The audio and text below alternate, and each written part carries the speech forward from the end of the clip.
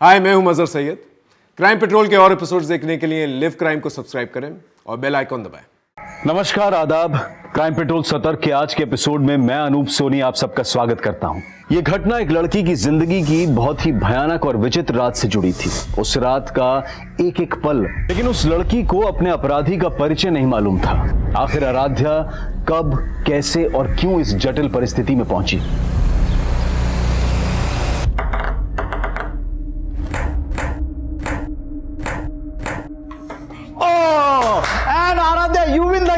Nice shot. ए नहीं ना, क्या कर रही हो तुम? थोड़ा एनर्जी रखो ना आराध्या, आई लाइक इट। लेकिन गेम है ना, इतना लंबा नहीं चलना चाहिए, थोड़ा इंप्रूवमेंट करो। और देखो क्या है, एनर्जी नहीं रखती, तुम्हें फोर्स होना चाहिए। हाँ, ये जो स्ट्रोक है ना, ये इस तरह से, ये ऐसे।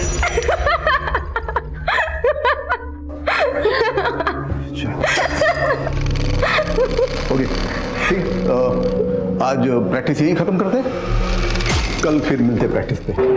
चल आराध्या, आज पार्टी करते हैं। जाम से जाम टकरा के मैं अपनी हार और तू अपनी जीत सेलिब्रेट करते हैं। अच्छा, जाम से जाम टकराएंगे ना तो लीवर जाम हो जाएगा। आराध्या, क्या हुआ?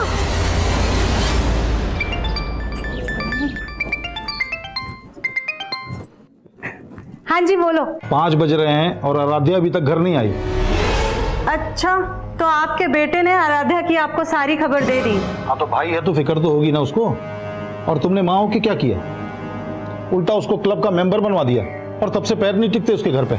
अरे भगवान ने इतनी टैलेंटेड बच्ची दी है तो ऊपर वाले का शुक्रिया अदा करो। और ये रोक टोकना अच्छी बात नहीं है। तो अब कहाँ पे झंडे गाड़ रही है? ओ हेलो, तू बड़ा ब्लश कर रही है। जानती है क्या उसे?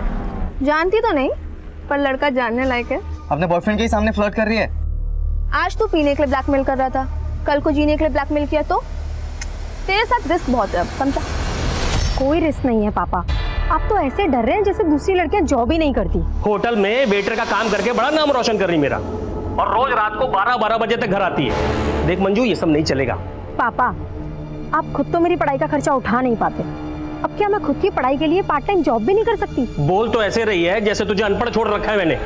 बीए करवा दिया ना, अब इसके आगे ना तू पढ़ाई करेगी ना जॉब करेगी, समझी?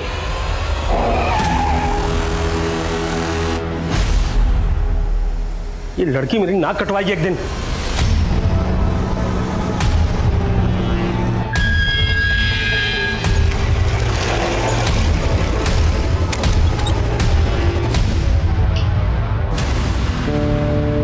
हेलो पापा, आराध्या घर पे ही है। जैसे कल रात को आपने उसकी क्लास ली थी ना, बस वैसा ही करो उसके साथ, लाइन पे आ जाएगी। अब वो चाहे कुछ भी कर ले, मुझे उस संकी से बात ही नहीं करनी है। बाय द वे, ये कहीं उस करण का जादू तो नहीं जो तूने अभिनव से तुरंत ब्रेकअप कर लिया? हाँ, खींच मत यार, मुझे बस अपने गेम पे फोकस करना है। ओह चैंपियन। अच्छा सुन, आज पार्टी में तो आ रही है ना? नहीं यार, घर में पापा ने डिटेन कर रखा है और भाई मेरे पे पहरा दे रहा है, कैसे आऊंगी?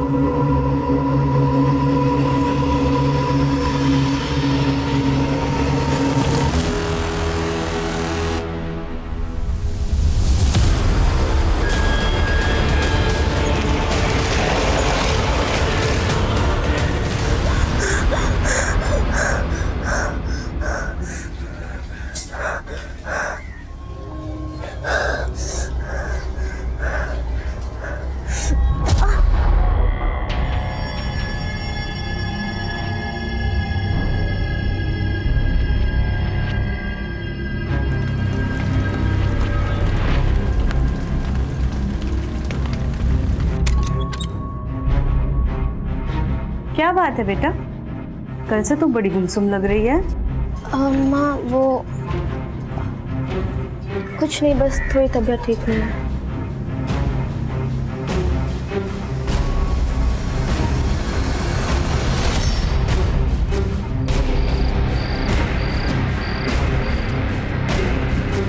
ज्यादातर रेप विक्टिम्स अपनी तकलीफ अपनों से भी नहीं बता पाते, पर ऐसे मामलों में विक्टिम की मेडिकल रिपोर्ट एक इंपॉर्टेंट एविडेंस होती है और एफआईआर में की गई देरी इस एविडेंस को मिटा सकती है। आराध्या ने अपने परिवार को भी ये बात 3 दिनों बाद बताई, लेकिन तब तक बहुत देर हो चुकी थी। शराब, पार्टी और लड़के, इसके अलावा कुछ सोचता है तुझे? ये तो होना ही था तेरे साथ। बस कर अंश, इसका रो रो करके पहले ही बुरा हाल है और तू है कि इसको कोसे ही चला जा रहा है। पर तू क्या कर रही है सुहासिनी? अभी भी अंश को रोक रही है तू। बड़ा बोल रही थी ना, बड़ी टैलेंटेड लड़की पैदा की है। अरे हमारी इज्जत खराब करने के लिए पैदा हुई है ये। अब कुछ बोलेगी? कौन था वो, क्या नाम था उसका? पापा नाम क्या? इसको तो उसकी शक्ल तक याद नहीं है। क्या? हाँ, नशे में टूल थी। मुझे तो लगता है दारू के साथ ड्रग्स भी लेना चालू कर दिया इसने। ड्रग्स नहीं लिया था मैंने, बस थोड़ी सी बियर पी ली थी। ऐसे बोल रही जैसे बहुत महान काम किया इसने।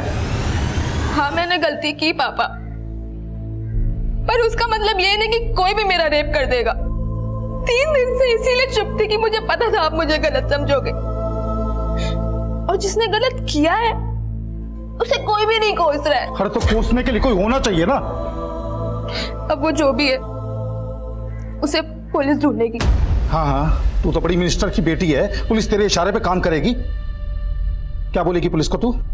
तुझे उसका नाम, उसकी शक्ल कुछ तो याद नहीं है, तो चुपचाप घर पे बैठ, कहीं जाने की जरूरत नहीं है।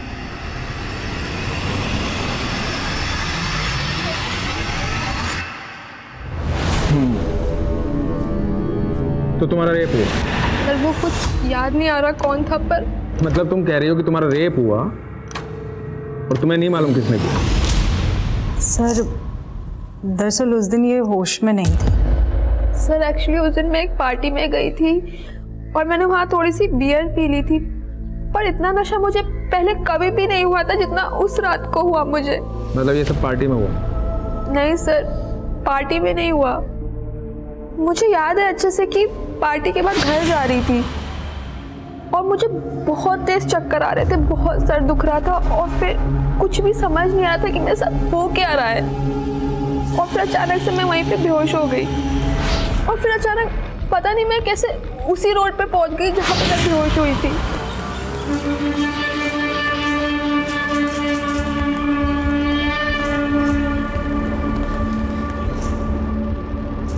फिर मैंने रियलाइज किया कि मुझे पेट में दर्द हो रहा है, कुछ समझ ही नहीं आ रहा था। फिर मुझे एक टैक्सी दिखी और मैं टैक्सी लेके घर चली गई। कब हुआ ये सब? 4 दिन पहले।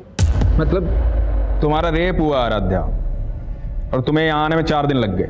सर मैं नहीं समझ पा रही थी कि मैं कैसे आपको ये सब बताऊंगी। मतलब तुम कंफ्यूज थी? कहीं ऐसा तो नहीं कि होश आने और होश जाने के बीच में जो तुम्हारा रेप हुआ, जो तुम बता रही हो, ये सब वाकई में एक सपना हो? नहीं सर, मेरा ये कोई सपना नहीं था, मेरा सच में रेप हुआ है। अरे तो मान लेते हैं रेप हुआ है, पर रिपोर्ट बताओ किसके खिलाफ लिखूं, बोलो।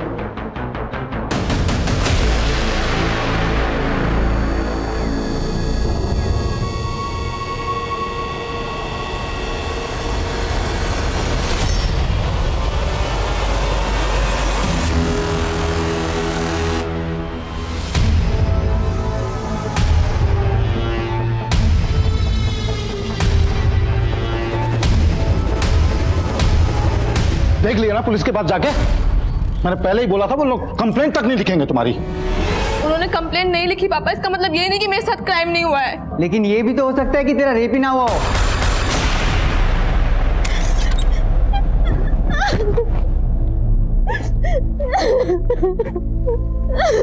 बस बस कर, चुप हो जा। अंश और तेरे पापा कुछ भी बोले, लेकिन मैं तेरी लड़ाई लड़ूंगी।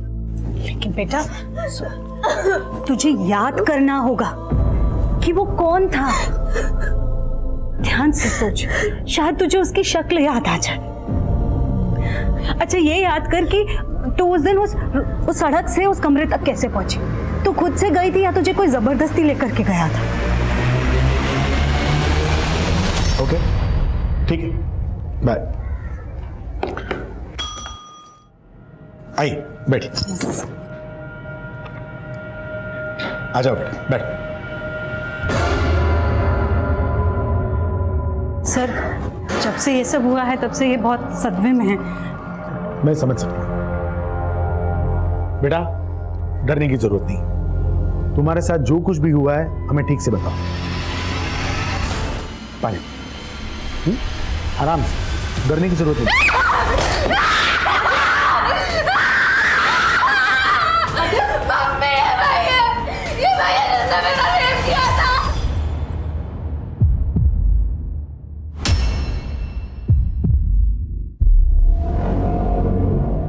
क्या बोल रही है? सॉरी सर, ये बहुत डिस्टर्ब है जब से ये सब कुछ हुआ है।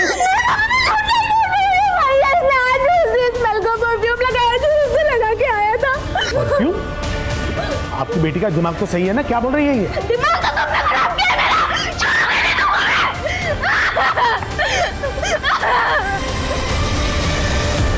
आराध्या कह रही थी कि उसे उस आदमी का चेहरा तक भी याद नहीं है जिसने उसके साथ बलात्कार किया था, और अब परफ्यूम की स्मेल की दलील देकर एक एसएसपी पर गंभीर आरोप लगा रही थी। क्या यह आराध्या का कोई भ्रम था या फिर उसके आरोपों में वाकई कोई सच्चाई थी? लेकिन उसके आरोपों ने पुलिस महकमे में हलचल पैदा कर दी थी, क्योंकि ये बातें न्यूज चैनल्स की हेडलाइंस और अखबारों की सुर्खियां बन चुकी थी। इन आरोपों से पुलिस डिपार्टमेंट की काफी बदनामी हो रही थी। इसके बाद एसएसपी अजीत सिंह ने अपने पद से खुद ही इस्तीफा दे दिया और अपने ही खिलाफ जांच का समर्थन करने लगे। मेरी 30 साल की सर्विस में मैंने खुद ने 30 से ज्यादा रेप केसेस सॉल्व किए हैं। मैं चाहता हूं कि इस केस की पूरी इंक्वायरी हो। मुझे लगता है कि उसकी दिमागी हालत ठीक नहीं है, और जहां तक उस लड़की का सवाल है, या तो वो किसी के बहकावे में आकर मेरी छवि बिगाड़ने की कोशिश कर रही है। सर, ये अजीत सिंह तो बहुत काबिल ऑफिसर है। तुम कैसे जानते हो अजीत सिंह को? दरअसल 5 साल पहले जब मैं आदिल सर के साथ काम कर रहा था, उस वक्त इनसे मुलाकात हुई थी, और सर तब इन्होंने एक बहुत बड़े सेक्स रैकेट का पर्दाफाश किया था, और अभी खुद रेप केस में फंसे हुए हैं। स्ट्रेंज। उस दिन तो तुम्हें किसी आदमी का चेहरा भी याद नहीं था, और आज तुम कह रही हो कि अजीत सर के परफ्यूम की स्मेल रेपिस्ट के परफ्यूम की स्मेल से मिलती है। पर एक जैसा परफ्यूम तो कई लोग इस्तेमाल करते हैं। अब इन बातों से तुम्हारे दिमागी हालात पर सवाल उठेगा कि नहीं? देखिए, अगर मैं आपको पागल लग रही हूँ तो मेडिकली प्रूफ करके दिखाइए। पहले मेडिकली ये तो प्रूव हो जाने दीजिए कि तुम्हारा रेप हुआ है। तो आप मुझे झूठा साबित कर रहे हैं? झूठ और सच तो सबूत साबित करेंगे। अब आते हैं तुम्हारी स्टेटमेंट पे। उस सुबह जहां तुम ऑटो का वेट कर रही थी वहां कोई भी सीसीटीवी नहीं है, तो किसी बात का कोई प्रूफ नहीं है, और तुम्हें याद नहीं है कि तुम उसके बाद गई कहां। लेकिन सर, मुझे ये तो याद आ गया है ना कि उस दिन एक ब्लैक कार आई थी, और उस कार में कोई था जो मुझे लिफ्ट के लिए पूछ रहा था। वो कार से उतरा और मुझे अपने साथ लेकर गया, और मुझे पता भी नहीं चला। अब तुम ये कहोगी कि उस ब्लैक कार में अजीत सर थे? नहीं, वो आदमी कोई और था।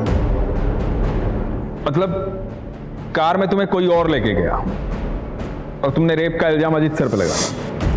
क्योंकि उस दिन कमरे में अजीत सिंह ही था, और वो कार में कोई और था, और वो कार वाला ही मुझे बेहोशी की हालत में उस कमरे तक लेकर गया, और शायद वापस मुझे वहीं छोड़ दिया। पहले तो तुम्हें एक आदमी भी याद नहीं आ रहा था, अब दो याद आ रहे हैं। तुम्हारा रेप एक आदमी ने किया है, दो ने? एक ने, और वो एक आदमी अजीत सिंह है जो उस दिन उस कमरे में था। कहाँ था वो कमरा? कौन सा होटल, कौन सा लॉज? कुछ कह नहीं सकती। उस दिन तुमने बताया था कि तुमने बियर पी रखी थी। ऐसे कितनी बियर पी थी कि जो तुम्हें होश नहीं था? शायद 2। और यही बात मुझे भी समझ नहीं आ रही है कि 2 बियर में मुझे इतना नशा कैसे हो सकता है। मतलब कोई और था वहां जिसने तुम्हारी बियर में नशे? मुझे भी ऐसे ही लग रहा है कि मेरी बियर में नशे की गोली किसी ने पार्टी में ही मिलाई थी। अगर ऐसा था तो पॉसिबल है कि वो शख्स जिसने तुम्हारा रेप किया है उसी पार्टी में मौजूद था। आराध्या अपने गुनहगारों के बारे में कितना जानती थी ये अब भी साफ नहीं था। लेकिन बात क्या हुआ कुछ नहीं पता मुझे। सर, आराध्या तो पार्टी में भी नहीं आने वाली थी। क्यों? सर, एक्चुअली आराध्या के पापा बहुत स्ट्रिक्ट है, वो उसे कहीं नहीं जाने देते, लेकिन उसकी मम्मी बहुत सपोर्टिव है, तो उसकी मम्मी ने उसे बाद में अलाउ कर दिया था। ये आराध्या पार्टी बनने से तुमसे पहले चली गई थी या बाद में? सर, वो पहले ही चली गई थी, लेकिन हाँ सर, मैंने बाद में अभिनव को उसके पीछे जाते हुए देखा था। ये अभिनव कौन है? सर, अभिनव आराध्या का बॉयफ्रेंड है। हाँ सर, उसने मुझसे ब्रेकअप किया था, लेकिन सर उसने मुझ पर कोई भी रेप एलिगेशंस नहीं लगाए। लेकिन तू उसके पीछे तो गया था? शायद किसी को देखा उसके पीछे। सर मैं उसके पीछे गया था, लेकिन इससे पहले कि मैं उससे बात करता मेरे दोस्तों ने मुझे रोक लिया। आप चाहे तो उनसे पूछ सकते हैं। और आराध्या से तो मैं मिला तक नहीं था सर, वो पूरे पार्टी में करण के साथ ही थी। करण? सर मैं उस रात सिर्फ दूसरी बार मिला था आराध्या से सर। हाँ लेकिन सर मुझे ऐसा फील हो रहा था सर, वो अपने बॉयफ्रेंड अभिनव को जलाने के लिए बार बार मेरे पास आने की कोशिश कर रही थी सर। लेकिन सर मैंने उसे साफ क्लियर कर दिया था कि मैं अभी किसी और के साथ हूँ सर। ठीक है, तुम जा सकते हो। Thank you sir. सर उस टैक्सी वाले का पता चल गया जिसने उस सुबह आराध्या को घर पे छोड़ा था। हाँ साहब, उस सुबह मैंने इस लड़की को एमजी क्रॉसिंग रोड से इसके घर सुंदर नगर छोड़ा था। ये लड़की कह रही है इसके साथ रेप हुआ था। उस दिन जहाँ से इसने तुम्हारी टैक्सी हायर की थी, ये फुटपाथ पे बेहोश पड़ी थी। तुमने देखा था इसे बेहोशी की हालत में? नहीं साहब, मैं तो खुद अपनी टैक्सी में सो रहा था। इसने खुद मुझे जगा के मेरी टैक्सी हायर की। उसके साथ क्या हुआ क्या नहीं हुआ साहब, वो तो मुझे नहीं मालूम। क्या रंग है तेरी टैक्सी का? साहब सफ़ेद है।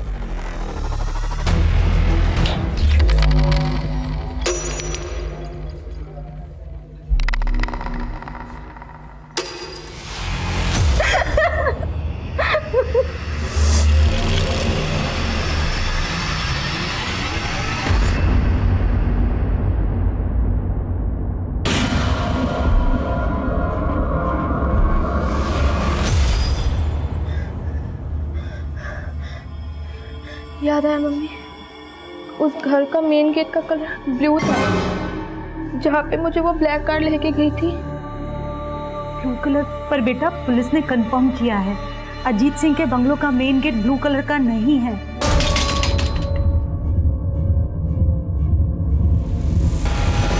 लेकिन मेरा रेप उसी ने किया है मम्मी, और जिस घर का गेट ब्लू था अजीत सिंह मौजूद था वहाँ पे। अच्छा ठीक है, तू ये याद करने की कोशिश कर कि उस ब्लैक कार में कौन आदमी था।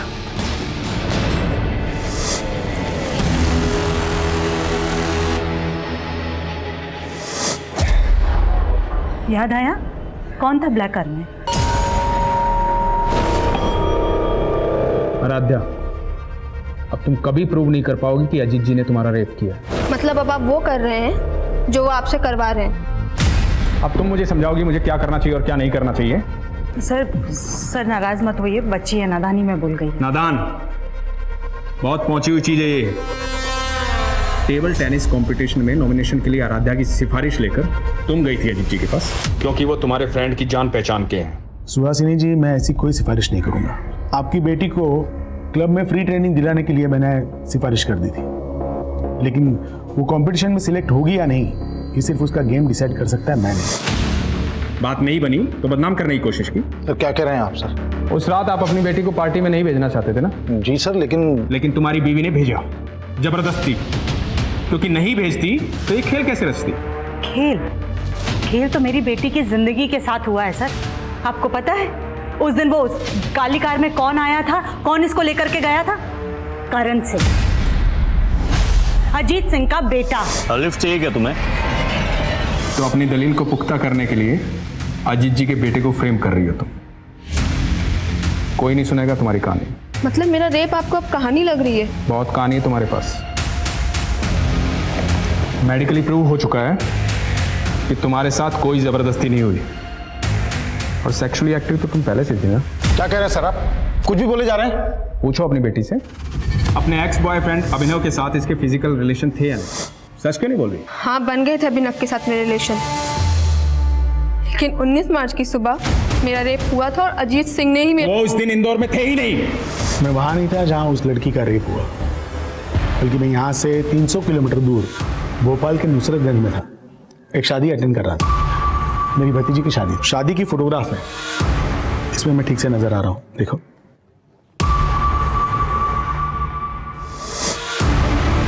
अपने एलिगेशन वापस लो,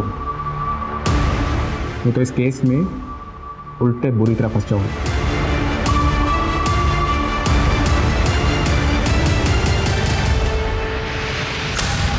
कहाँ गायब था कल से?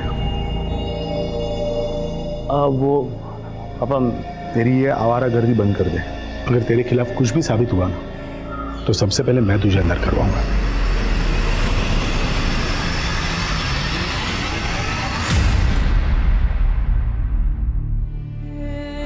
लोग ओवर रिएक्ट कर रहे हैं, ये भी तो हो सकता है कि कोई आराध्या, आराध्या!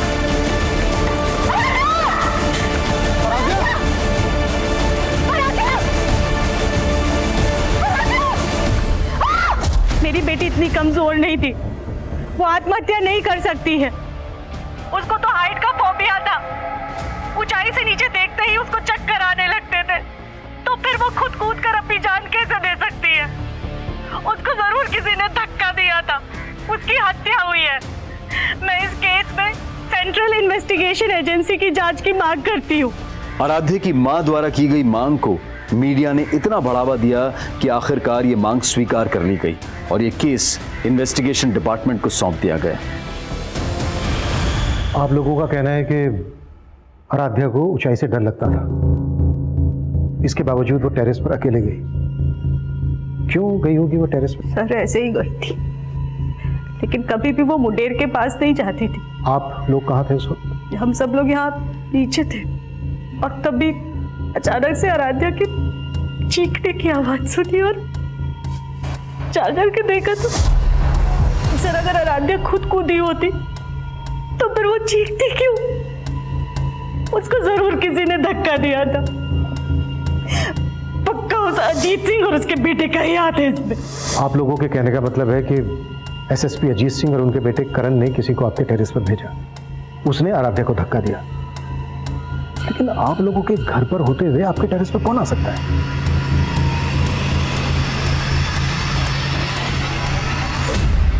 सर लड़की की लाश वहां मिली थी।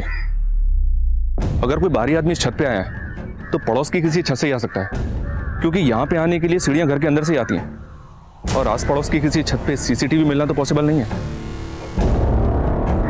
सुमित साहब, आसपास पता करो, वारदात के दिन कोई सस्पिशियस शख्स देखा गया था क्या? साहब। मनीष, सबसे पहले हमें यह पता करना होगा कि आराध्या का रेप और मर्डर केस क्या दोनों आपस में कनेक्टेड है या फिर दोनों केसेस अलग अलग हैं? लेकिन सर इस केस की इन्वेस्टिगेटिव टीम का तो यही मानना है कि आराध्या का रेप ही नहीं हुआ और मेडिकल रिपोर्ट से भी ये कंफर्म नहीं हुआ। मेडिकल रिपोर्ट से तो तब कंफर्म होता ना जब रेप के तुरंत बाद उन्होंने आराध्या का मेडिकल करवाया होता। उन्होंने रिपोर्ट ही 4 दिन के बाद फाइल करवाई थी। सर आराध्या ने 3 दिन तक तो हमें भी कुछ नहीं बताया था और 4 दिन तक आराध्या को रेपिस्ट का चेहरा ही याद नहीं। 7 दिन के बाद उसने एसएसपी अजीत सिंह पर एलिगेशन लगाए और कहीं 10वें दिन जाकर आराध्या को याद आया कि उस ब्लैक कार में अजीत सिंह का बेटा करण था। ठीक हो तुम? सर आराध्या को जैसे जैसे जो कुछ भी याद आता जा रहा था वो हमें बताती जा रही थी। इसका मतलब ये नहीं है कि वो कुछ भी झूठ बोल रही थी, लेकिन पुलिस ने हमारी किसी बात पर भी भरोसा नहीं किया। हाँ सर, अजीत सिंह ने घर पे आके मुझे धमकी दी। मैं कोई टेढ़ा तरीका इस्तेमाल नहीं करना चाहता। आप कोर्ट में जाना चाहते हैं, जरूर जाइए, लेकिन कोर्ट का फैसला आप पे भारी पड़ेगा। मेरे बॉस से बोल के मुझे जॉब से निकलवा दिया, उसके बाद मेरी वाइफ और बेटी के पीछे गुंडे लगवा दिए। 2 दिन में अगर कंप्लेन वापस नहीं ली ना तो अंजाम बुरा होगा, समझे? कौन आदमी थे वो? पता नहीं, बिना नंबर प्लेट की बाइक पर आए थे और दोनों ने हेलमेट भी लगा रखा। हमने पुलिस को इस बात की जानकारी दी, लेकिन हमारी कोई सुनवाई नहीं हुई। सर आराध्या की फैमिली भले ही लगातार अजीत सिंह और उसके बेटे पर एलिगेशन लगा रही है, लेकिन अजीत की अलाबाई उसके खिलाफ नहीं जाती। ये देखिए सर, 19 मार्च को अजीत सिंह भोपाल में शादी में शामिल हुआ था और ये बात सही है सर, मैंने कंफर्म किया है। और सर ये एविडेंस अजीत जी के बयान को सपोर्ट करता है। मनीष, कहीं ऐसा तो नहीं है कि तुम अभी भी इस बात से इन्फ्लुएंस हो कि अजीत सिंह एक काबिल ऑफिसर थे? नहीं सर, बिल्कुल भी नहीं। मैं सोच रहा हूँ कि अगर सच में अजीत सिंह इस केस में इन्वॉल्व है तो अजीत सिंह जैसा काबिल ऑफिसर अगर इस तरह का कोई क्राइम करेगा तो वो इतनी सफाई से करेगा कि किसी का हाथ उसके कॉलर तक ना पहुंच पाए। हो सकता है ये जो अलीबाई के प्रूफ है ये अजीत सिंह के दांव पेच हो। लेकिन सर अगर ये कोई दांव पेच है तो अजीत सिंह 19 मार्च के इस फोटो में क्यों दिख रहे हैं? वो वेडिंग पार्टी चली होगी 18 मार्च की रात से 19 मार्च की सुबह तक, और 19 मार्च की रात को ही 12 साढ़े 12 बजे से लेकर सुबह 6 बजे तक आराध्या गायब थी। मनीष, ये भी तो हो सकता है उसी रात लेट नाइट अजीत सिंह भोपाल से इंदौर आ गया।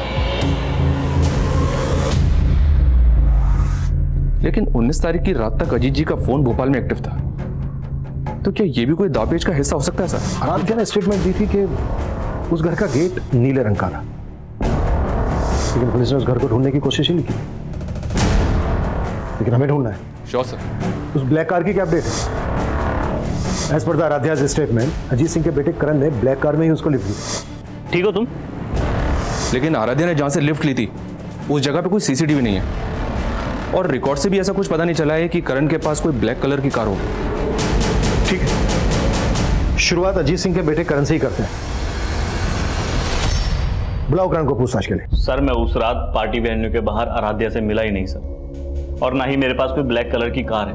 सर मैं खुद शॉक्ड हूं, पहले तो उसने मेरे पापा पे एलिगेशन लगाए और अब मुझे घसीट रही थी। अब तुम ये कहोगे कि उसने तुम्हारे पापा पर एलिगेशन इसलिए लगाए थे क्योंकि तुम्हारे पापा ने टेबल टेनिस कंपटीशन के लिए उसकी सिफारिश नहीं की थी। ऐसा पापा को लगता है, हो सकता है वजह कुछ और हो। क्या वजह हो? ऐसा कहना नहीं चाहिए लड़की के बारे में, पर वो मुझसे अट्रैक्टेड थी सर, वो फिजिकल होना चाहती थी मेरे से।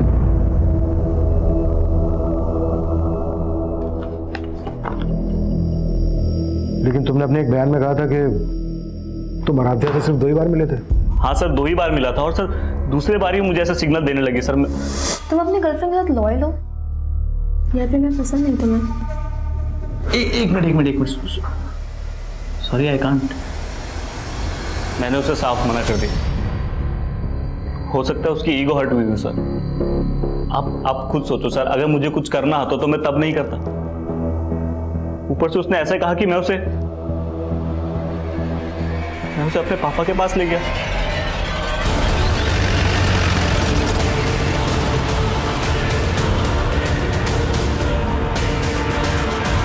और उस टैक्सी वाले को भी फिर से तलब किया गया जिसने आराध्या को रेप के बाद उसे उसके घर छोड़ा था।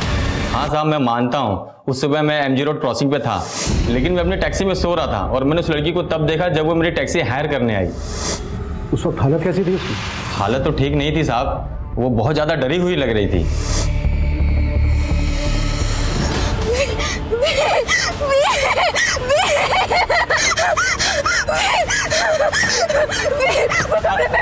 अरे क्या हुआ मैडम? साहब मुझे कुछ समझ ही नहीं आया, वो कौन से व्हील और कौन से कमरे की बात कर रही थी। ये टैक्सी वाला बोल रहा है कि आराध्या किसी व्हील और कमरे की बात कर रही थी। कहीं ये कमरा वही तो नहीं जिसमें आराध्या का रेप हुआ था? तो किसी व्हील का भी उस ब्लू गेट वाले घर से कनेक्शन है? ऐसा कोई घर मिला? नहीं सर फिलहाल तो नहीं। हाँ लेकिन आराध्या की दोस्त नैना ने एक नई स्टेटमेंट दी। सर मैंने ये बात पहले भी पुलिस को बताने की कोशिश की थी, लेकिन वो वही जानने में इंटरेस्टेड थे जो वो जानना चाहते थे। कब की बात है ये? क्या हुआ? मुझे लगा वो स्वीपर शादा भी यहीं खड़ा था और हमें मोबाइल में रिकॉर्ड कर रहा था। सर तब तो हमने ये बात को इग्नोर कर लिया था, लेकिन आराध्या के रेप और मर्डर के बाद ऐसा लगा कि शायद इसका कुछ कनेक्शन हो। नाम क्या उस स्वीपर का? सर शंकर, वो यही काम करता है।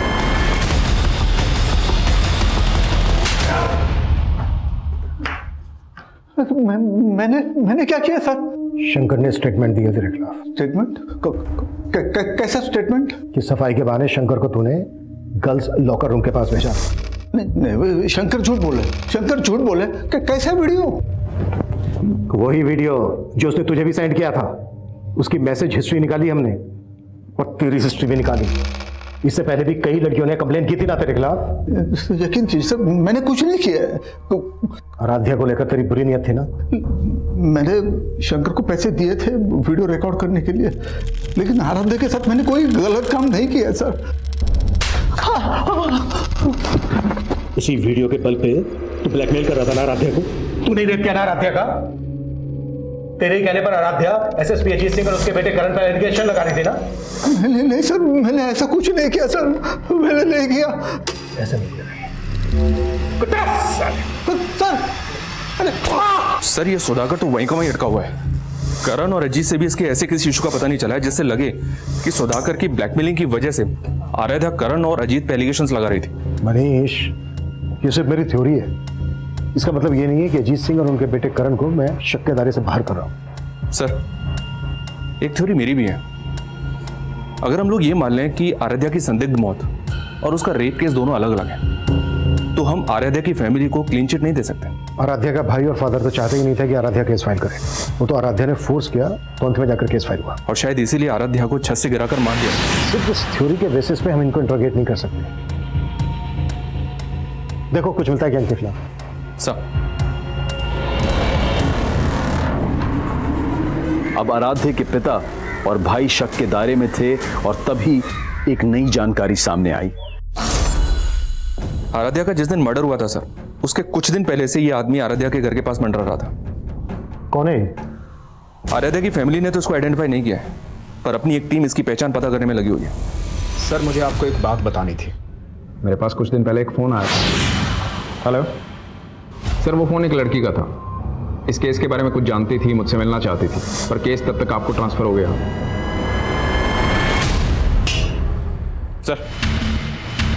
सर पीआई राजेश मौर्य ने जिस लड़के का नंबर दिया था, वो नंबर किसी मंजू नाम की लड़की का था, लेकिन कुछ दिन पहले मंजू की एक रोड एक्सीडेंट में मौत हो गई।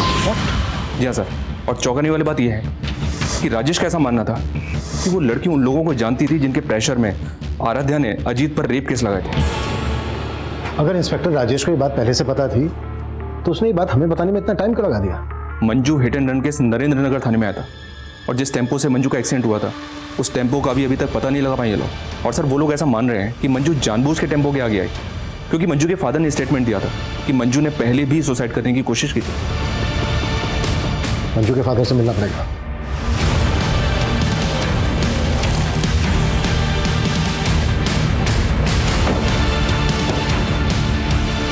हाँ साहब, ये सच है कि मेरी बेटी ने आत्महत्या करने की कोशिश की थी। लेकिन आपकी बेटी मंजू ने पहले आत्महत्या करने की कोशिश की ही क्यों थी? वो आदमी पापा, साहब मेरी बेटी ने बताया कि वो लोग उसे ब्लैकमेल करके उसके साथ ज़बरदस्ती करते थे साहब। मुझे अपनी बेटी पे शक था पहले कि शायद उसका चक्कर उस गाड़ी वाले के साथ चल रहा है। कौन गाड़ी वाला? क्या वो गाड़ी ब्लैक कलर की थी? जी साहब।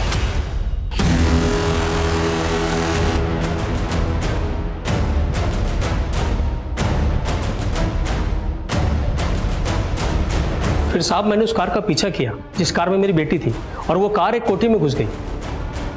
मैं कोठी में जाने की कोशिश की, लेकिन सब वॉचमैन ने मुझे अंदर जाने नहीं दिया। कहाँ है वो कोठी? सब आराम नगर में है साहब। जिस कोठी की बात तुम कर रहे हो, ब्लैक कलर की कार जिस कोठी में घुसी थी, उस कोठी का गेट नीले रंग का है।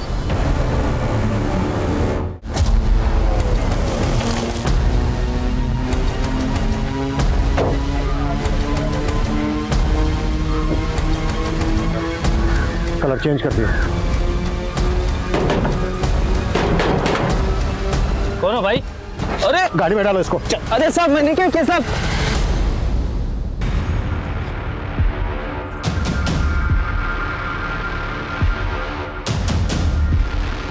ये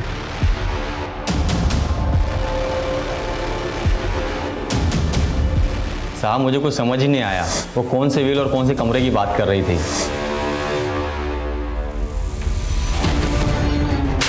किसका घर है ये? क्या होता है यहाँ पे? साहब का घर है। कौन से साहब का घर है ये?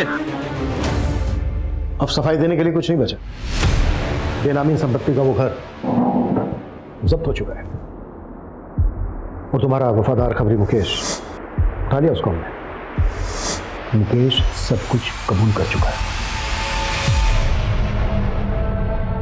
क्या कबूल कर चुका है वो?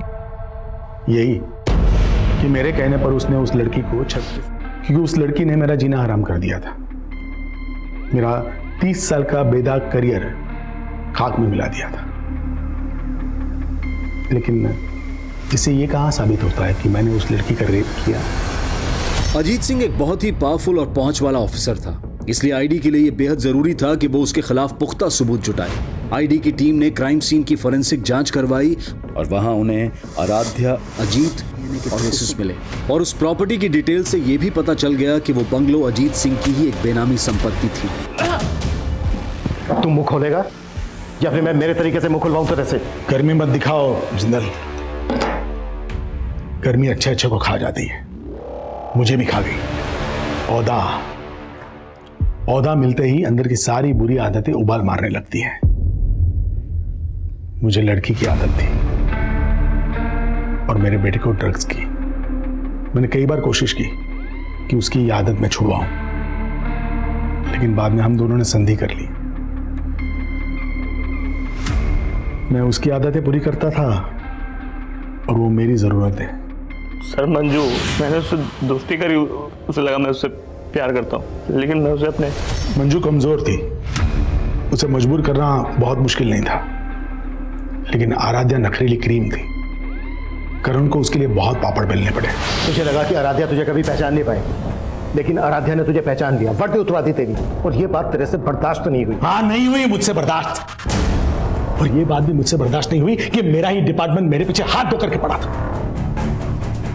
और वो खबरी मुकेश, मेरा पुराना वफादार, और उसने मेरे कहने पर आराध्या को खत्म कर दिया। मंजू को भी तूने मरवाया ना? मंजू सर पे चढ़ने लगी थी।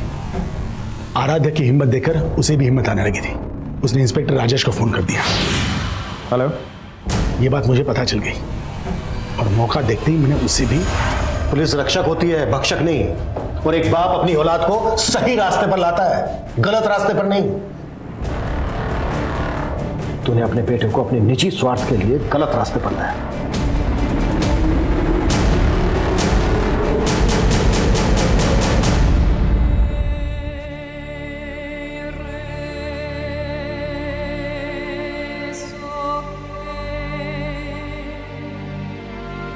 उसे इंसाफ मिल गया। कहते हैं कि पावर अक्सर इंसान को करप्ट बना देती है, और जब अजीत सिंह जैसे पावरफुल पुलिस अधिकारी इस तरह के अपराधों में लिप्त पाए जाते हैं तो समाज में अराजकता का माहौल पैदा हो जाता है। एक आम नागरिक का भरोसा डगमगा जाता है। जो सिस्टम उसके अधिकारों को ताकत देने के लिए बना हो, अगर वही सिस्टम उसे कमजोरी का एहसास दिलवाए तो समाज का स्वरूप डरावना हो जाएगा। लेकिन सामाजिक और पारिवारिक स्तर पर हमें भी अपनी सोच में, अपने ख्यालों में वो आजादी लानी होगी जो महिलाओं को एक दबाव मुक्त, एक अपराध मुक्त माहौल दे सके। लेकिन हमें उस सोच से भी बचना होगा जहां बेफिक्री की आदत हमें तमाम फिक्रों में जकड़ लेती है, जैसा कि आराध्य के साथ हुआ। जिंदगी शौक से जीना अच्छी बात है, लेकिन शौक पूरे करते वक्त इतने भी बेखौफ ना हो जाएं कि हमें अपने आसपास खतरे की दस्तक भी ना सुनाई दे। अब मैं अनूप सोनी आपसे विदा लेता हूं, फिर मुलाकात होगी क्राइम पेट्रोल सतर्क में एक और नए केस के साथ। तब तक अपना और अपने परिवार का ख्याल रखें, सतर्क रहें, सुरक्षित रहें और देखते रहें क्राइम पेट्रोल सतर्क। जय हिंद। For more updates subscribe to our channel, click the show links and enjoy watching the videos.